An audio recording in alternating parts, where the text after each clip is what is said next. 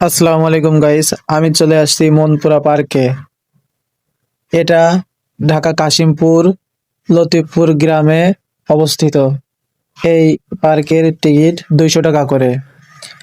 Guys, এই পার্কে দেখার মতো তেমন কিছু নাই। 200 টাকা টিকিটের দামটি অনেক বেশি রাখা হয়েছে। এই পার্কের টিকিটের দাম 50 থেকে 60 টাকা হলে ভালো হতো।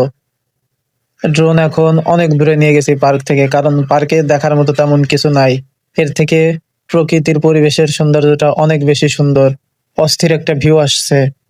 বন্ধুরা, আপনাদের যদি আমার ভিডিওটা ভালো লাগে একটু সাপোর্ট করবেন, আপনাদের ভালোবাসা চাই।